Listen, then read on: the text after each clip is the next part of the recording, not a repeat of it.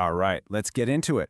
We're going to talk about a way of thinking that is just so incredibly powerful. It's been used by everyone from ancient philosophers like Aristotle all the way to Elon Musk to, literally revolutionize entire industries. Think of it as a mental tool for smashing through old, tired assumptions to find some truly brilliant new solutions. You've probably heard something like this before, right? This is your classic Hollywood movie pitch. And it's a perfect example of how we as humans tend to operate. When we have a new idea, our very first instinct is to compare it to something that people already know. It's a shortcut, right? A quick and easy way to get an idea across. So why? Why is this our default setting? Well, it's because our brains are basically wired for stories and patterns. This way of thinking is called reasoning by analogy, and it's super persuasive. But, and this is a big but, that mental shortcut we love so much, it can have a really dangerous side. So what exactly is reasoning by analogy? Well, at its core, it's using a similarity you see in one place to assume a similarity in another. Our brain spots a pattern, and it just kind of goes, yep, I've seen this before, I know how this ends. It's one of the most fundamental ways we learn about the world. And you want to see how deep this runs in our society? Get this. Almost 100 years ago, a woman in Scotland found a snail in her ginger beer. Yuck.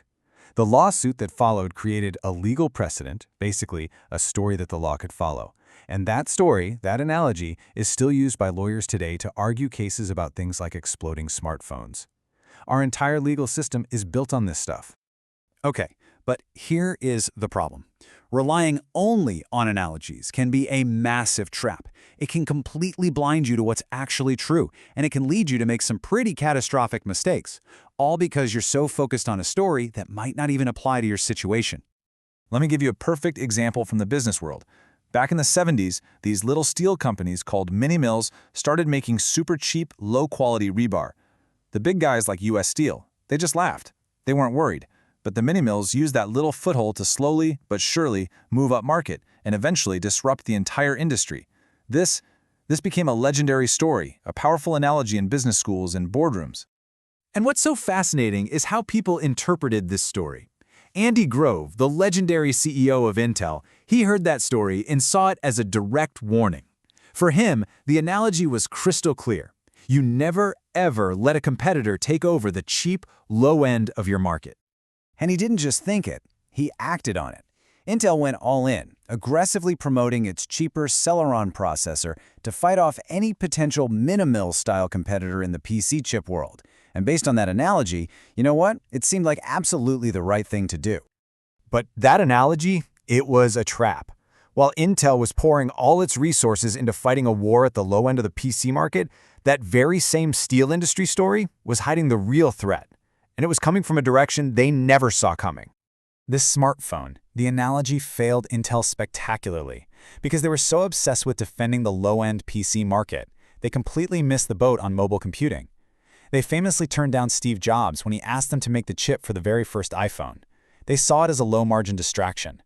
They were trapped by the wrong story, fighting the last war. So, if analogy can be a trap, what's the alternative? Well, this brings us to a much more rigorous and ultimately a much more powerful way to solve problems, and that is reasoning from first principles.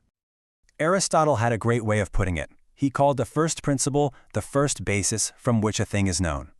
What that really means is you deconstruct a problem all the way down to its fundamental truths. You strip away every single assumption, every analogy, every way it's always been done, until you're left with only the things you know for an absolute fact are true. And then from that foundation, you start building your solution back up. Now, the process is pretty straightforward, but it takes real discipline. First, you've got to identify your current assumptions and really challenge them. Ask yourself, why do I believe this is true? Is it a law of physics, or is it just something we've always done? Second, break the problem down into those fundamental truths we talked about, the absolute, non-negotiable building blocks. And finally, step 3, use those core truths to create a totally fresh solution from the ground up.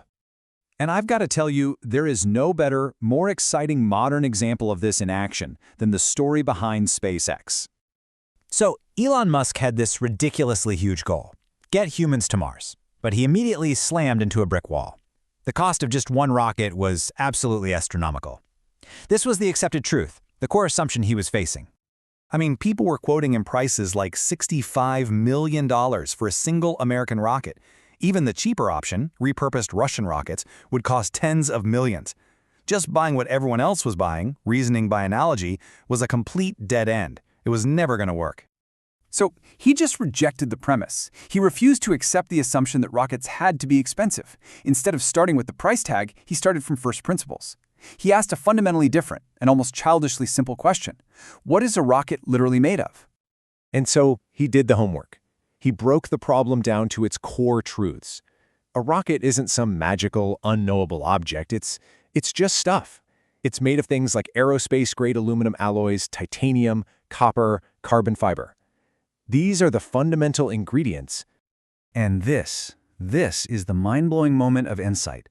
When he went and priced out all of those raw materials on the commodity market, he discovered they cost just 2% of the final price of a rocket. 2%! The other 98% of the cost wasn't the stuff itself. It was just decades of baked-in assumptions and inefficiencies in how you build one.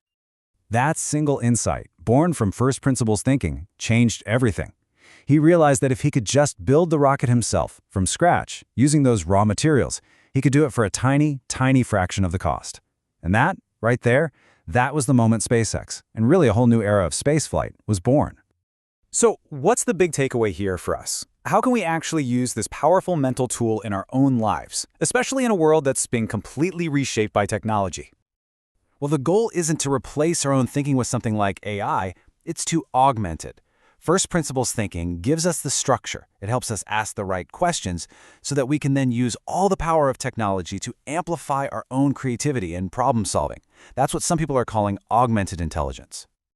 So let's just put it side by side one last time. Thinking by analogy, that's when you're just iterating on what's already there. You might get some small, minor improvements, but you risk having these massive blind spots. But thinking from first principles, that's where you build totally new solutions from the ground up. And that is the path to real breakthrough innovation. So I'll leave you with a question to chew on. What is a common assumption, an accepted truth in your own life, or in your job, or your industry, that's just sitting there, waiting for someone to come along and break it down to its first principles? What amazing thing could you build if you just started from scratch?